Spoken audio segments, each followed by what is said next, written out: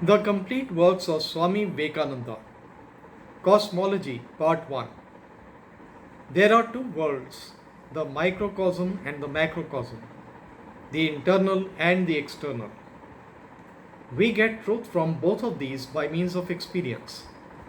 The truth gathered from internal experience is psychology, metaphysics, and religion.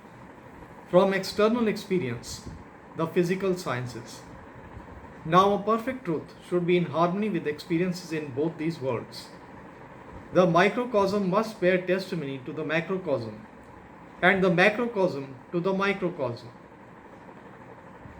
Physical truth must have its counterpart in the internal world, and the internal world must have its verification outside.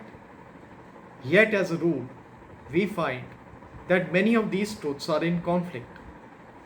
At one period of the world's history, the internals became supreme and they began to fight the externals. At the present time, the externals, the physicists, have become supreme and they have put down many claims of the psychologists and the metaphysicians.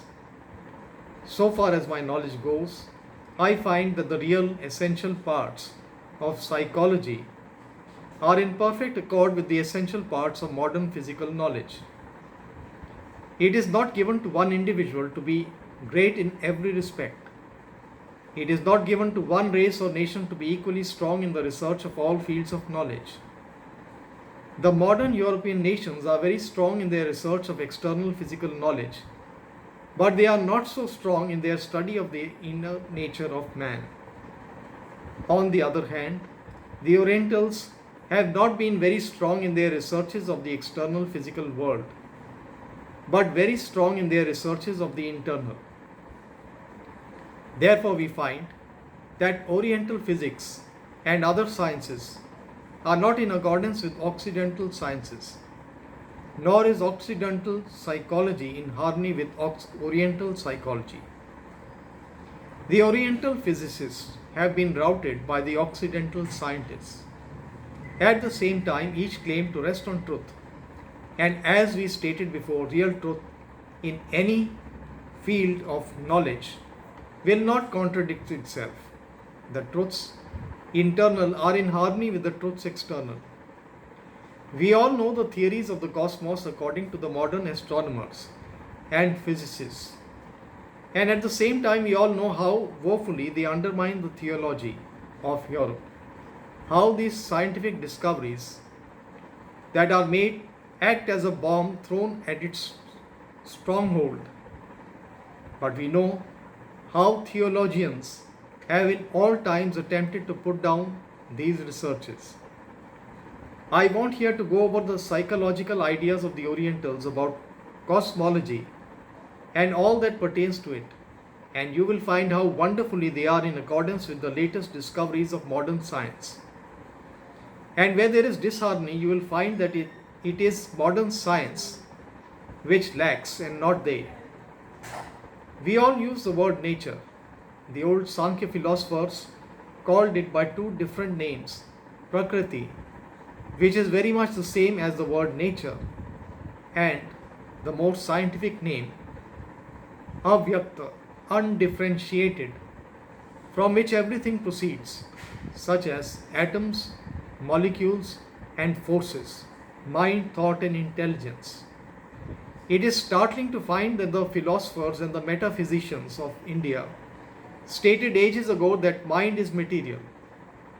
What our present materialists are trying to do, but to show that mind is as much a product of nature as the body, and so is thought.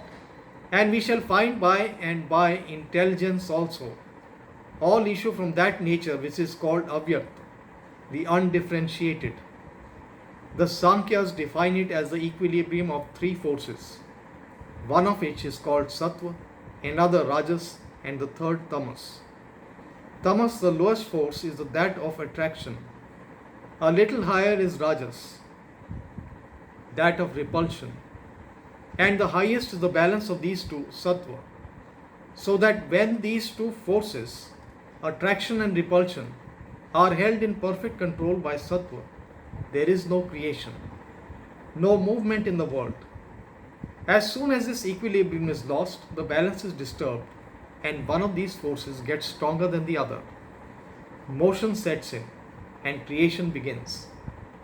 This state of things goes on cyclically, periodically.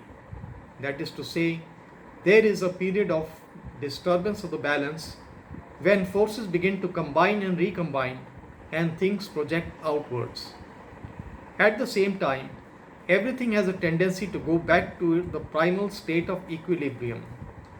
And the time comes when that total annihilation of all manifestation is reached. Again, after a period, the whole thing is disturbed, projected outwards, and again it slowly goes down like waves. All motion, everything in this universe can be likened to waves undergoing successive rise and fall.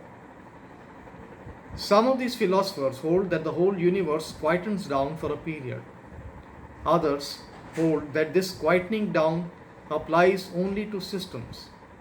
That is to say, that while our system here, this solar system, will quieten down and go back to its undifferentiated state, millions of other systems will go the other way and will project outwards. I should rather favor the second opinion, that this quieting down is not simultaneous over the whole of the universe, and that in different parts different things go on. But the principle remains the same, that all we see, that is nature herself, is progressing in successive rises and falls. The one stage falling down, going back to balance, the perfect equilibrium, is called pralaya, the end of a cycle. The projection and the pralaya of the universe has been compared by theistical writers in India to the outbreathing and the inbreathing of God. God, as it were, breathes out the universe and comes into him again. When it quietens down, what becomes of the universe? It exists only in finer forms, in the form of cause, as it is called Sankhya philosophy. It does not get rid of causation, time and space. They are there, only to become very fine and minute forms. Supposing that this whole universe begins to shrink, till every one of us becomes just a little molecule, we should not feel the change at all, because everything relating to it would be shrinking at the same time. The whole thing goes down and again projects out. The cause brings out the effect, and so it goes on.